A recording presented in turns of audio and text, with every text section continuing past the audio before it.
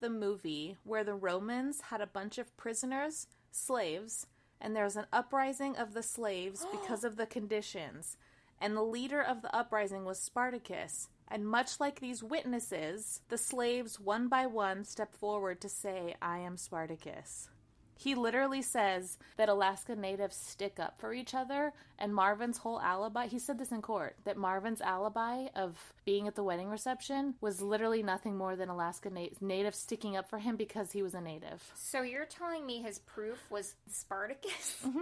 This was said in fucking court. In 1997? Yeah, and there is... Oh my god. This is America. I mean, not that racism's only in America, but... It's a very American thing. But, and racism against Native Alaskans is fucking deep and good. Not that it doesn't other places, that's just what I know about, but it's... Well, and indigenous peoples in general. Oh, yeah. In the States, in Canada. Like, but it's a North American He said that thing. in court. He said his alibi, he told the jury, like, literally, don't listen to his alibi. It's false. Natives stick up for each other, and they're all lying.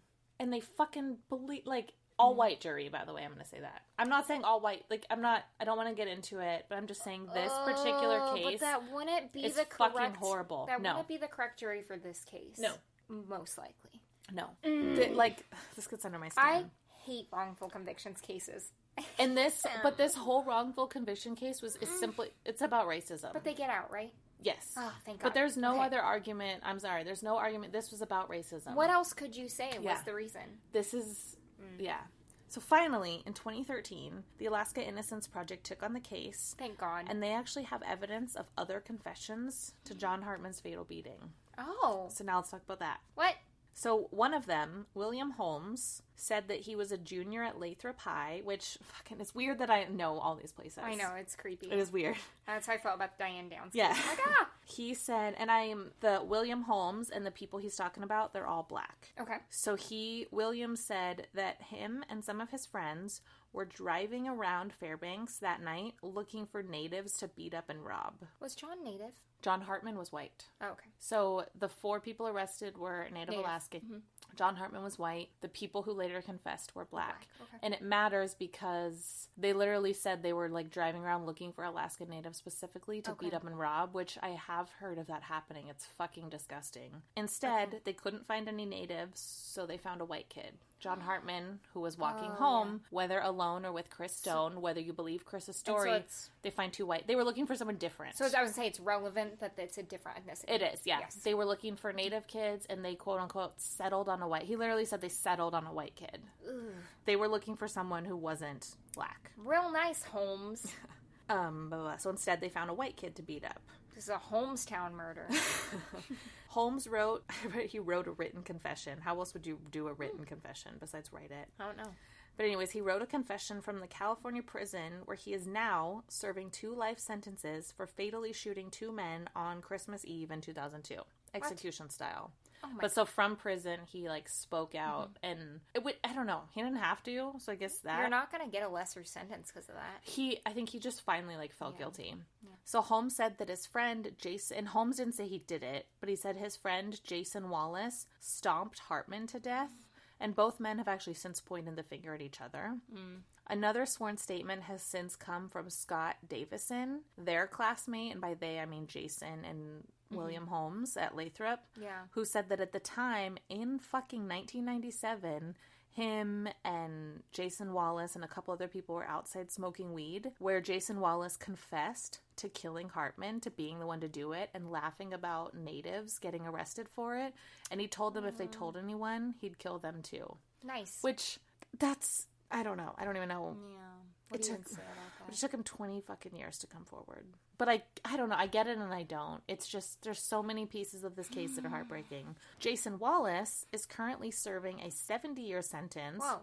He killed a woman with a hammer, and this is all in Alaska. He killed an Esther woman, which Esther is a tiny, tiny, tiny place outside of Fairbanks. Not even a town. He killed a woman in Esther with a hammer, then left her house, drove somewhere else, tried to kill a man with a screwdriver. What? But just wounded him. Then drove back to the woman's apartment complex to set her body on fire. She was in an apartment, so he tried to set the whole apartment complex on fire. What a dope. Who knows how many people that would have killed, though? Like, this person gives zero fucks about human life. Put your tools away. And what's happening in Fairbanks, Caitlin? This is nuts. This was in 1997. This is nuts and bolts. So finally, all that's happening, right? And the Alaska Innocence Project is tackling the case. Thank you, Innocence Project. Yes. Thank you. Yes. I don't know if you guys can tell. This makes me so fucking angry. I'm like, my heart is beating really fast. Finally, on December 15th, 2015, their convictions were all vacated. Don't get too excited. To be released right away. So I'm going to say Jason Wallace and William Holmes, no one else has actually been charged, and their cases weren't overturned. And I think the prosecutor and police must have kind of freaked out because they told the men to be released right away. They would have to sign a statement agreeing that their first convictions were basically kosher, that no police or prosecutor or any person from the state had done anything wrong, and they couldn't sue. But you usually get a ton of money from a wrongful conviction. But they're saying they wouldn't sue because police weren't wanting to call it a wrongful conviction. So I was gonna say standing ovation. Now I'm standing no. novation. It does get better. Okay. So they signed them, because that was the only way they thought they were going to get out. Yeah, they were scared for more jail time. But they have all since filed suits against the state anyways, basically saying that they were forced to sign these.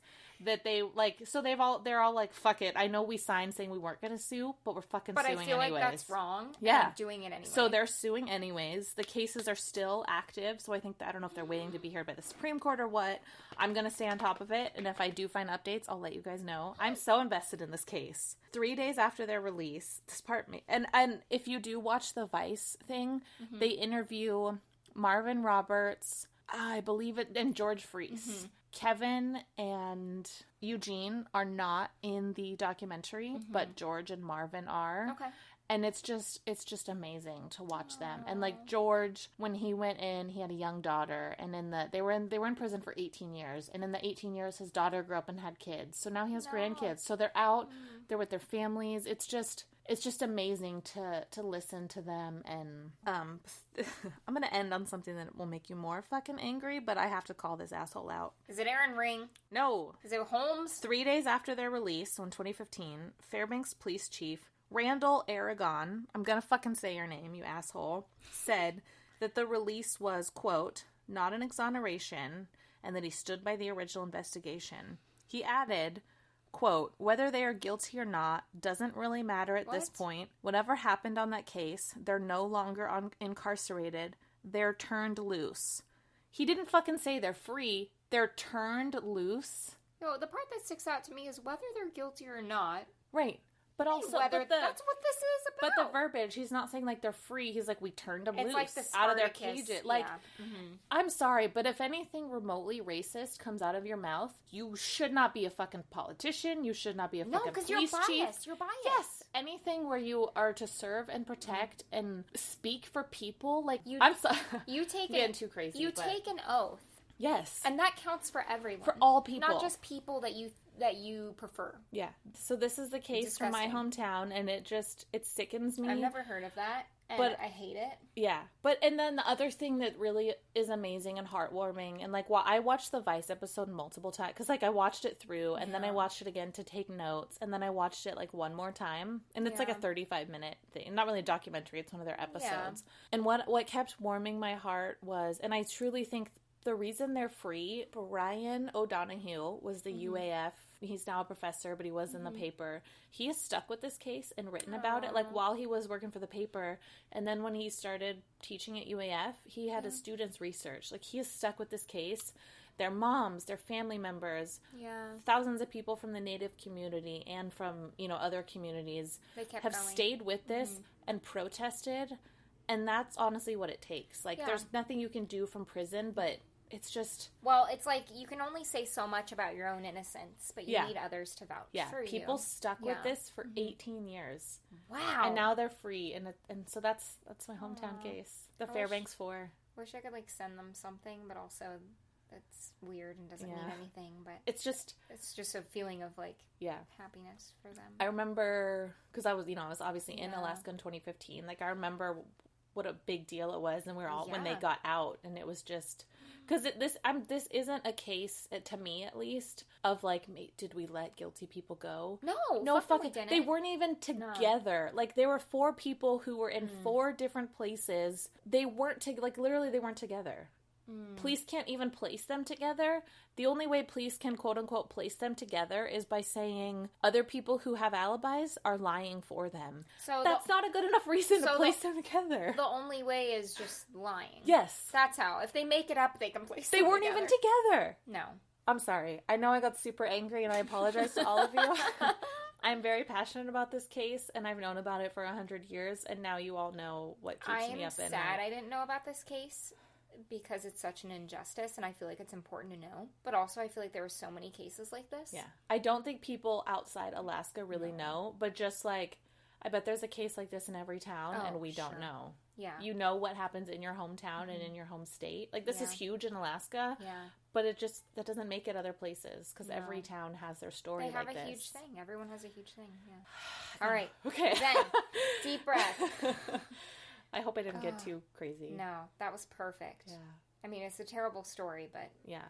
And I want to remember John Hartman, too. Like, and I feel torn on this, because I don't want to... I want to talk about the Fairbanks 4, George, Kevin, Eugene, and Marvin. But I also want to make sure people still talk about John Hartman, and he needs to... Like, it's just... Yeah.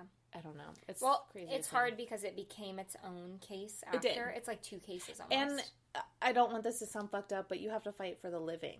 And there's 4 people who are alive and in prison. And John deserves justice, but these 4 people are alive. It's just, it's heartbreaking. Well, and them being put away isn't justice for John anyway. We need justice for those people too. Yes. That's a different case of injustice. This murder became 2 different cases. Yeah. And it's lasted 20 years. And neither got justice. Yeah. Yeah. We should put away Aaron Ringworm and and that piece of shit prosecutor, what's his face, and they should be prosecuted for perjury. Yeah. Fucking Aaron Ringworm, we hate you. We told you we were doing a Thanksgiving special. Yes. And we sort of called this that, but it's not the special. We have a surprise for you guys.